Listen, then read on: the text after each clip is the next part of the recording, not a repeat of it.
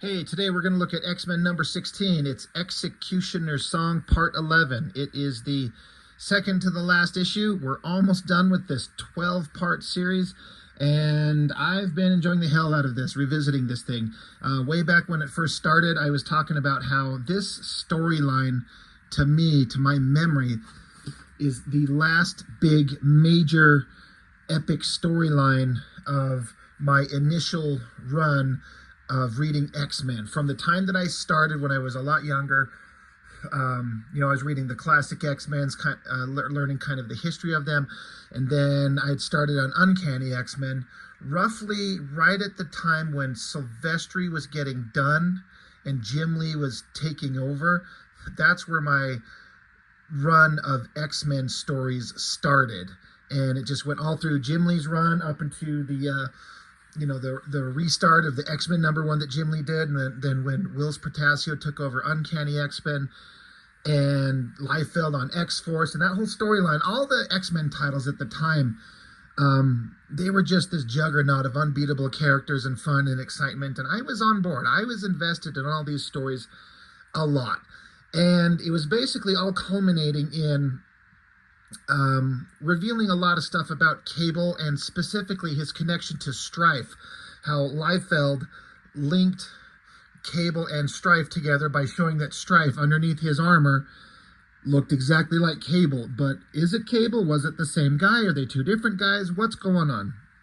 And this story is basically the culmination of all those story points. I've said this on other videos about this. Like, I often wonder what Liefeld's plans for Cable actually were when he started, or if he even had a plan. I would not be, I don't think it's weird for me to suggest a possibility that he had not a clue. You know, he likes to introduce mysterious things and vague kind of concepts and then never have to do anything with them. So I'm kind of curious what he had in mind, or what he had in mind, and I'm actually curious as to what he thought about what Marvel Comics did with the character after he left. I was still hyper invested in him, and people need to remember that Cable was one of the most popular and interesting new characters to be introduced in the last couple years when this stuff was coming out. He was a big deal, and he was eventually overshadowed by Deadpool, and it's an interesting thing for as controversial as Liefeld is, and up to and including my badgering him for his art. When you come back and think about a creator, like, he talks about how he's created all these characters. I've created so many characters, more than Jack Kirby or whatever. Yeah, just because you draw a character and put it on a page, you can technically say I created that character, but was there actually a character in there? Is it just a costume, or is it like a throwaway dork? But to be fair, he created Cable and Deadpool, who become major characters in the wider X-Men and Marvel universe. Both of them are huge characters, and there's just no denying that. And can any of the other Image founders say the same? McFarlane didn't create any character in his Spider-Man run that was something that caught on. Neither did Jim Lee, Silvestri, Larson, Valentino over on Guardians of the Galaxy. I don't think he did. I'm certainly not as up to speed on all of that stuff. But you get my point, that it's one thing for a creator to introduce a new character that just catches on and just takes off and becomes this major character for the company. And Liefeld did it twice. So that is something. You know, that is something. Anyway, but Cable, he's a big deal, and the storylines are all converging. The last issue was X Factor. It was drawn by Jay Lee. I talked about how much I loved the art in that. Basically, everyone's kind of converging on Stryfe. They're all kind of figuring out where he's at, and they're going to resolve this situation. Everyone, all the X-Men thought that it was Cable that tried to assassinate Professor X because of the fact that Stryfe looks just like him, but they've all kind of worked it out. Like, okay, it probably wasn't him. We still don't know what's going on, but we're all hunting Stryfe, and they end up on the moon, because they're trying to rescue Jean Grey and Scott Summers. And so that's where it ended on the last issue. These three who just couldn't wait for the rest of the X-Men team to show up. They tried waiting, but they just couldn't do it. They're like, God damn it, we're sick of waiting. Let's go. Like, boom, we're gone. Let's get out of here. Let's go beat up some bad guys. Let's go rescue our friends. So here they are. Cable, Bishop, Wolverine. Art by Andy Kubert. Like I said, I've talked about him. He's got art that's pretty damn good, honestly. There's been some stuff of his where I really liked it, and then some stuff that I was just completely turned off by. But this stuff here is pretty dang good. It's not my favorite, but it's pretty good. So, big splash page to fight.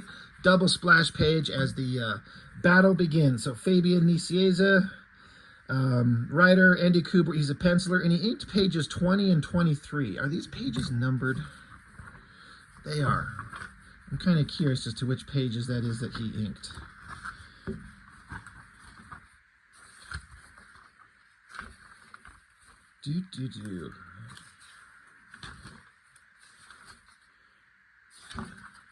What?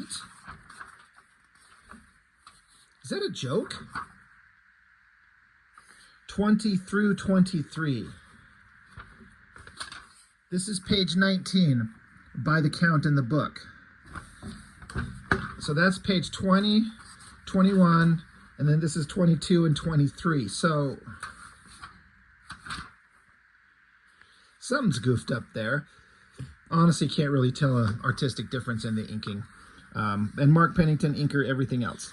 So basically, yeah, they're here on the moon and they're fighting the Dark Riders and maybe a bunch of generic robotic creatures, soldiers, whatever, just to have the X-Men just shoot some things.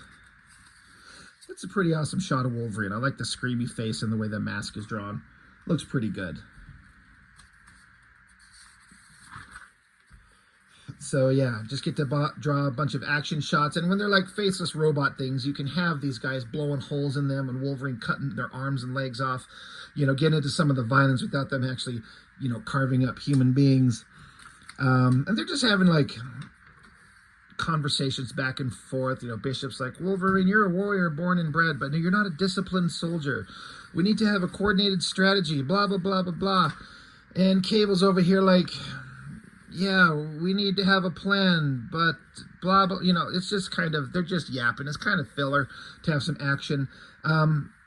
This was an interesting choice. Bishop's got the ability to get shot with energy and absorb it and redirect it, and so that's what he's blasting out of his hand here, or at least that's how I've always read it.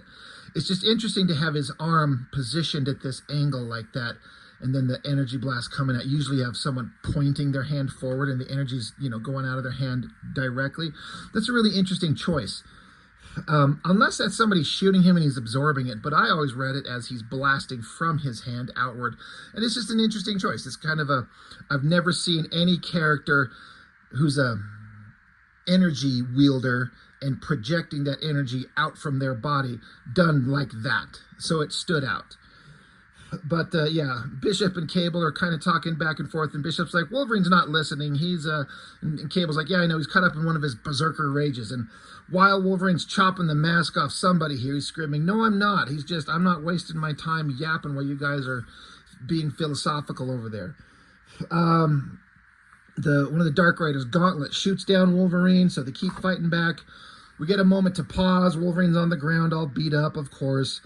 Bishop and Cable are basically fine, and then they're like, it's too much, we're going to be defeated, this is too much for us, if only we had some help. Boom, giant splash page explosion. The X-Men are on the scene, accompanied by Apocalypse, who just saved Professor X's life. In the last issue, it was established that Apocalypse had the means to save Professor X, which he did.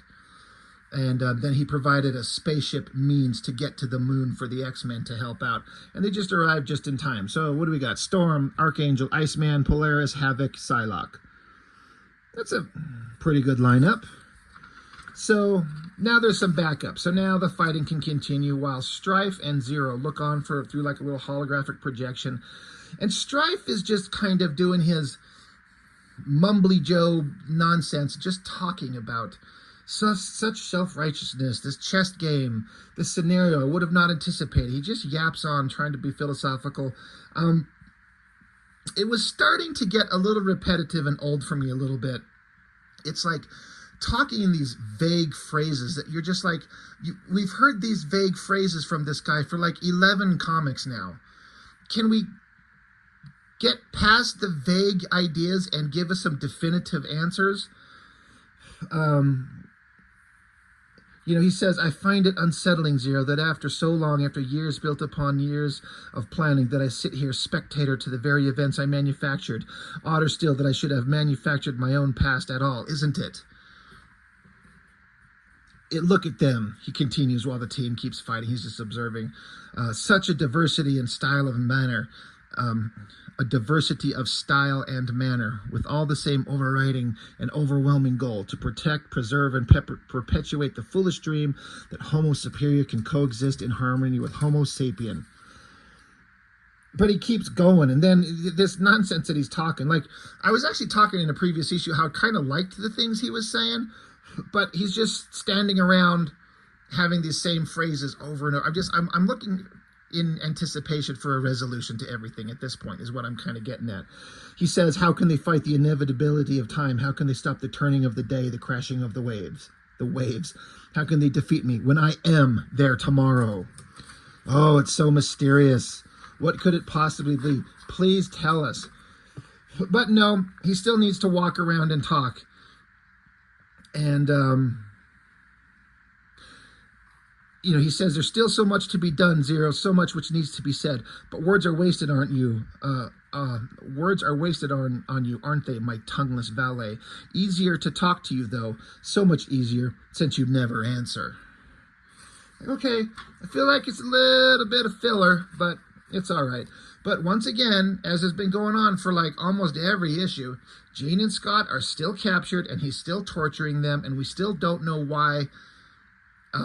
For sure, why Stryfe is so particularly focused on them. Now, I've thrown out my opinions and theories as to why, and what I think is the definitive answer. We've talked about that, but all will be revealed in theory, at least in the next final chapter. But once again, Stryfe is enveloping them in a force shield and walking out onto the surface of the moon. Jean Grey says, where are you taking us? And he says, why, to the end, Miss Grey, to the bitter end. Now we get back with the X-Mansion on Earth. Beast is overseeing the recovery of Professor X. And so he's going on and on about how his body's in shock, and he's running a temperature, and he was on the verge of death, but he's healing, he's okay. And he's concerned about, his body looks like it'll be okay, but what about his mind? What about the things he's just endured? How will he survive? Will he survive? Back up on the moon, the X-Men basically defeated all the mindless soldiers. So like, all right, we need to finish off the Dark Riders and confront Stryfe. So like, all right, well, we need to separate and go our separate ways. Apocalypse says, I will hunt alone. And they're like, saying to him, survival of the fittest, Apocalypse, always the same for you, one man against the odds. And Apocalypse says, as I have lived my entire life. So he's got something to go do. And if you know anything about the character Apocalypse, he is the at least former ruler of the Dark Riders who were up here on the moon that like defected over to Stryfe's side. So I could see, if you're paying attention to the story, Apocalypse is going to go off and find his former minions and give them a stern talking to. More unnecessarily like drawn out drama as the team stands around and Archangel's talking about how everyone's been wounded and branded by hatred, and Iceman's like, calm down, let's go kick the bad guys' asses. And then why there's this shot of Bishop, I just don't understand the point of this. It's like they're constantly trying to interject mysterious kind of thoughts and phrases and ideas for every character all the time that makes you think that there's something deeper going on. Maybe it'll be revealed later. But Iceman's saying, what do you say we stop philosophizing and go beat up some bad guys? And Bishop just stands here and says, would that it were so simple, Robert. Would that it were so simple. What the fuck does that mean? Like, Bishop's been like the unhinged, like, lunatic guy just waiting to shoot something this entire time. And now that he gets to be here doing it, he's having philosophical conversations about, it's just not that simple, guys. I don't understand what the point is, except, again, they're trying to make it seem like there's a deeper meaning to all this shit than there probably actually is. Anyway, they're trying to track down Jean and Scott, and so Wolverine, got his nose on the job. He's like, they came this way, but the trail stops here, so we're kind of at an impasse. What do we do? Psylocke was able to psychically obtain the codes for the doors somehow from someone somewhere. So she's like, all right, well, on the other side of this door, this is where the trail ends. They must have gone through here, but we don't know what's on the other side of this door. So everyone be ready. Boom, she opens the door. And it's a vacuum sucking them out into space. Or, correction, sir, blown out. So they stop themselves. I guess Storm uses her wind powers. It's interesting how she can control the winds in a pressurized, biodome habitat. It shouldn't work the same because she has to conjure the weather from the planet. Whatever. I'm overthinking it. They're almost getting sucked out or sucked off, just depending on how you think about it. Wolverine, Psylocke. Anyway, but they shut the door. Boom. They're like, holy shit, that sucked. We almost got blown out into outer space. So Storm's making a call, like, hey, everyone, we found out where they went. They're outside. Interesting. Look at Storm's face here. It's not the drawing, but the coloring over her eyes. It's like somebody forgot to leave them white, or it looks like her eyes are shut. It's like it's a minor detail, but, not a big deal. So the other team, Havoc, Cable, Polaris, Cannonball. Did I miss Cannonball in that splash page? I must have. Where are they at? Oh, yeah, he's this little tiny shot in the background. My mistake. Cannonball's there. And so I think, I'm trying to remember through all these issues when Cable finally showed up, because as happened in the X-Force comic, it's just interesting if you follow the character kind of story arcs, we were in the New Mutants, and then Liefeld ended that and started X-Force, and we followed that team together, and Cable and Cannonball had a very tight rapport. Cable thought that Cannonball is and or was one of the High Lords, I think it was, and there's a big connection. Cannonball got stabbed and brought back to life.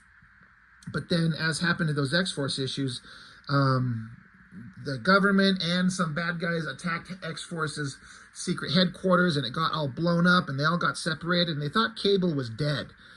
And Cable was gone for several issues in all the comics, and he didn't reappear in any storyline until this crossover, when he finally reappears after having been gone for weeks or maybe months, and then he finds out that Professor X had an assassination attempt. He's on the verge of death, and everyone thought it was him. So now Cable was instantly on the run, trying to prove his innocence. Now, I think this is the first time that Cable and Cannonball have met back up. I'm trying to remember the last issues of this 12-part crossover, and if they've ran into each other yet. I don't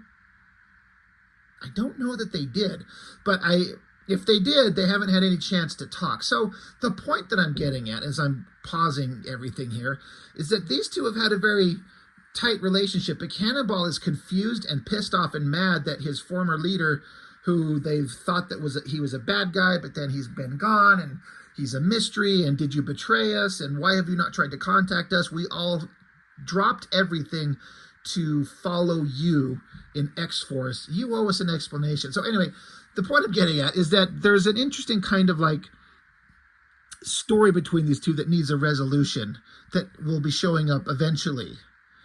And but there's no time right now to have that conversation. We're right at the culmination of the story.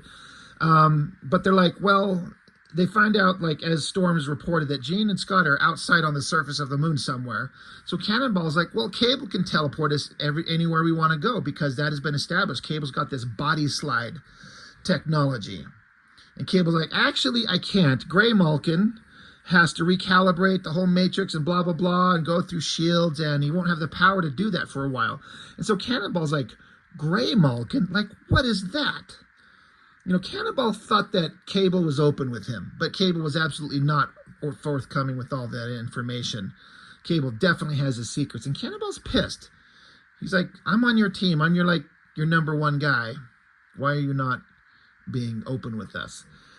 But so Cable says, later, Sam. And Cannonball says, there's no more later between us. We talk now. And Cable just walks off, says, later. Let's use the ship of Apocalypse that brought you here. And, you know, Havoc tries to console Sam. He's like, I know it's hard.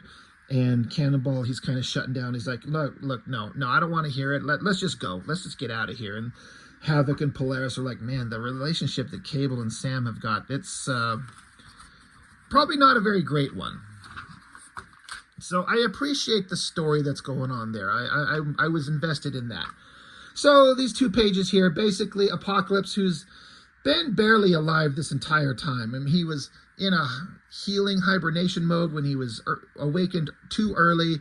He fought Stryfe, didn't do well. Then he fought the X-Men, didn't do well. Now he's up here and he's been fighting and not doing well. But he's still alive. But now he runs into his Dark Riders. And they're like, it's always survival of the fittest. And we're ready to fight and we're ready to win. As you have taught us, Lord Apocalypse. He's like, very well, my Dark Riders, to the survival of the fittest, to the death. He's going to take them on. Pretty energetic shot of Apocalypse there. Pretty badass. Meanwhile, all the X-Men have jumped on the ship that Apocalypse had that brought them to the moon. They're flying out there. Cannonball's asking Cable, he's like, how do you know how to fly Apocalypse's ship so easily? Like, how do you know how to pilot this thing? And Cable says, I'm on user-friendly terms with the technology it was derived from. Another layer of mystery. So we've got, it's just Polaris, Havoc, Cable, and Cannonball. And Cannonball keeps giving attitude to Cable, and Cable's like, dude, you got to shut up. What happened. I've got things to answer for, yes, but now is not the time. We'll discuss this when the mission is over. And Cannonball's like, sure it will. But they approach this crazy tower thing. Pretty awesome shot. So this is where the final conflict is going to take place, back on Earth. Beast is passed out. He's taking a nap. Rain is showing up to bring some snacks or something like that. Professor X, he finally wakes up and he just starts screaming nonsense that doesn't make sense. He's like, inside the machine, the virus. Inside the machine is a man. Cable and Stryfe and Apocalypse and Sinister and Scott and Jean. I saw them inside and out. He's just ranting. Again, it feels like more like vague story points that are supposed to imply a mystery that we may or may not ever get resolution to. He keeps going, the dreams, the plans, the designs, grand designs, machinations of a sort, and all of us, we're all ghosts in the machine. Scott and Jean and Cable and Stryfe, all of them linked to us in love and hate, and most of all linked to each other in blood. And like, ooh, what's that supposed to mean? So the ship is landed. The 4 members of the team are in spacesuits, and they're walking out. And while they're approaching the structure, suddenly, zap, a couple of them are knocked down. And so Polaris and Cannonball are knocked down and out. Cable got through basically just fine. Havoc sort of got through okay. He's got his ass kicked, but he's still conscious. So, you know, Cable saying a force field undetectable by our scanners, but why am I the only one who got through? And Havoc says, sorry to disappoint you, Cable. Whatever it was, it didn't get me either, at least not as bad as it got Lorna and Sam, which Cable's like, well, that doesn't answer the question. Why us? Now, there's a reason I think that they'll give in the next issue, and I'll spoiler it, that the force field was designed to only let people with Summers' DNA through. You know, like Scott Summers. So anybody who is Scott Summers or his child or his brother, you know, that DNA. The child has more specific DNA to allow Cable through, sure. Scott, or rather, Alex Summers, Havoc here, being a brother, he's, you know, it's not quite the same, I guess, is the implication. He could get through, but it still kind of knocked him on his ass. I think they basically explained that in the final issue, but I just thought I'd throw that out there here. And then we got giant splash page, where this is like, all right, the final shot before the main confrontation in the next issue. Stryfe says, "Come now, Nathan Dayspring. I would have thought the answer would be obvious by now. But you've always said you didn't need a crystal ball to predict it, have you?" That's that final line in the last issue of New Mutants 100 when Stryfe took his mask off and looked like Cable, and that revelation was kind of let out there. I like how they kind of bring that phrase back. Stryfe continues, "Let us have a chat, you and I, my failed brother. Let us talk of a time lost and a time gained and twisted futures and lost past. Let us talk, Nathan, of life and death." And that's the end of this one. So the next issue, X-cutioners song, will conclude in X-Force number 18. Cable and Stryfe to the finish. So the wrap-up of their story will happen. I'm not sure. I haven't obviously done any research because I don't like to do that shit, because why would I do that? I don't know that they ever... So if we know comics and storytelling, however this story is going to end, it's because it's a comic and it's a heroic battle between good and bad. You know Stryfe is going to lose, right? It just depends on how bad is he going to lose and in what way and what kind of ramifications where they'll be. But ultimately, of course, Stryfe is going to lose. And we'll talk about how that happens when we see in the next story point, the story arc. But I don't know that Stryfe has ever been brought back, and I can't believe that that's actually true. Like, how does a character this major stay gone? But for the rest of the time that I collected X-Men comics and then stopped for a while and picked them up here and there throughout the years, obviously I can't speak for sure because I wasn't collecting them as religiously as I was here. But once Stryfe was gone, I felt like he was out of the picture. And if he ever showed back up, I never saw those stories. So in a way, I kind of actually appreciate that idea that Stryfe was a major villain. He was a new villain. He showed up and had a giant story arc, which was directly connected to the X-Men in a major way. And once they had his final story, he was out of it forever. The story's done with this guy. Whether he died or was lost in time or whatever happened. Now, saying all that, I'm sure some of you who might know, please comment and tell me if you know when, where, how often. When did Stryfe ever come back? Again, I can't believe, knowing comics as they are and Marvel as they are, there's no way that he died and has been gone forever. I probably have just missed it, but I like the idea that after the next issue, when he's just gone, he's gone forever. It makes his appearance more significant and more impactful if it was kind of a one and done. But if you keep regurgitating these stories and these characters, everything starts to lose its shine and its interest, which is why I think corporate comics like this, where you can never make any huge changes, everything just eventually resets and starts over and over in this endless cycle. And I can't read these comics forever because you read a certain era and a certain story arc for several years, and you watch these characters grow and go through things, and then it's time for Marvel to do a big kind of reset and a relaunch, and then it just puts everything kind of back, and they start going through the same paces that they've already been through. And you're like, I've already watched them go through this. You know, these characters have grown beyond these stories. They've done this. They're wiser and more mature, but then they reset it. And that's why I eventually stopped collecting a whole bunch of these things, because I don't want to reread the same stories with the characters going through the same learning processes that I've already watched them go through. So anyway, X-cutioners song. Had a lot of fun with this, and we'll get into the last one probably sooner than later. I'm just kind of anxious to wrap it up and see how everything goes in the final issue. But anyway, X-Men number 16. A lot of fun on this, and that's all I've got for now. Thanks for watching. See you next time.